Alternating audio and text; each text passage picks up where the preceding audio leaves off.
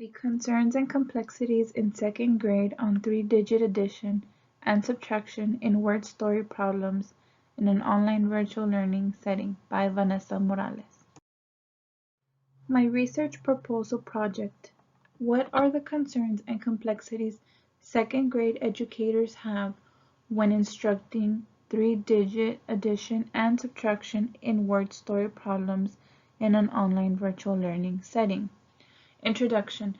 The purpose of this qualitative study is to examine the concerns and approaches second grade educators experience when they are implementing addition and subtraction using three-digit numbers in word story problems in the virtual classroom setting. The problem statement. As virtual learning has become necessary in our educational system, students had to adapt to virtual learning settings from home. Second grade students have been presented with complex wording in word story problems to solve for three-digit addition and subtraction. For the purpose of this qualitative study, I have chosen the following three articles for the literature review: Learning to Solve Addition and Subtraction Word Problems Through a Structure Plus Writing Approach. Basically, this study utilized a mathematical and a writing approach to help solve both the math and the writing part of the word story problem, and changes in student motivation during online learning. The study primarily focused on factors that influence student motivation and self-directed e-learning. And the last article, Efficient and Flexible Strategy Used on Multi-Digit Sums, a Choice, No Choice Study. So this study focused on investigating different mathematical strategies and personal strategies used to complete math problems using three-digit addition in children. For the research method I came up with a proposal stating a total of 30 second grade educators will be selected across 4 different school districts in the Rio Grande Valley area through criterion sampling to invite them to participate in both interviews and online questionnaires via esurveyspro.com, with hopes of getting all participants return the questionnaires. And a reminder email will be sent out to the second grade educators if they have not yet participated in the questionnaire.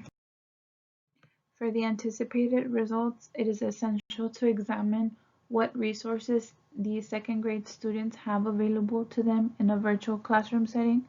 I understand it can be difficult for them because they might feel they don't have the same amount of resources available as a traditional classroom setting. And the contributions this research proposes is to examine the difficulties that the educators face when their students are solving three-digit addition and subtraction. And since three-digit addition and subtraction word story problems are merely introduced, it is important for them to have a good framework, a good structure for them. That way when they go to the following grade level, they don't have as much difficulty as before.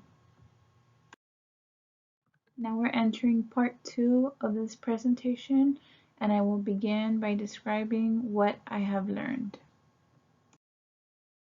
Qualitative versus quantitative research designs.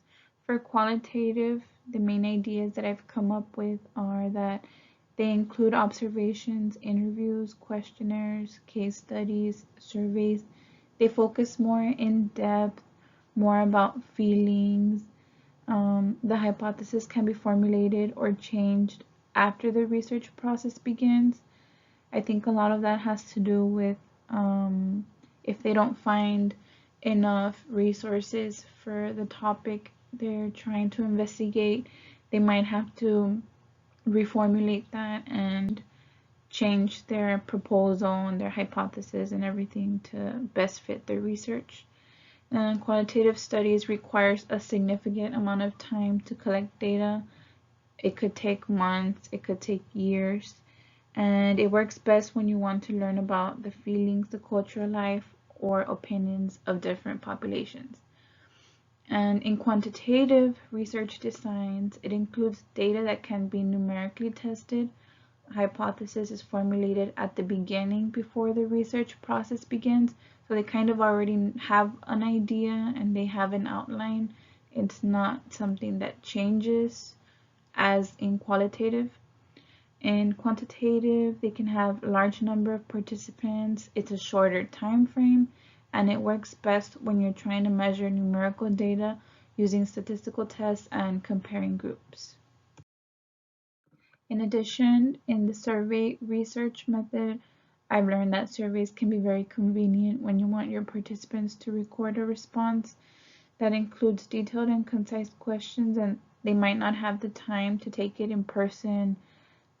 Reminder emails can be sent to allow the participant to complete the survey at their own convenience.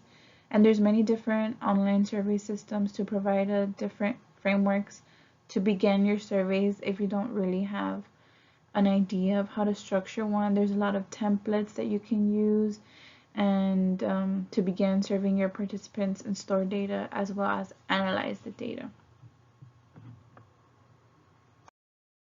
Another important type of research that I've learned is action research, which requires educational researchers, educators, administrators, or any type of educational employee to conduct research on topics related to their classroom and focus on strengthening student learning and improve educators' teaching styles to aid the student learner. It is not a trend, but it's rather a process that seeks to improve the educational system, both externally for all students and internally amongst educators, principals, administrators. It might begin with identifying an area of focus, collecting data, analyzing and interpreting data, and developing an action plan that will work for that classroom.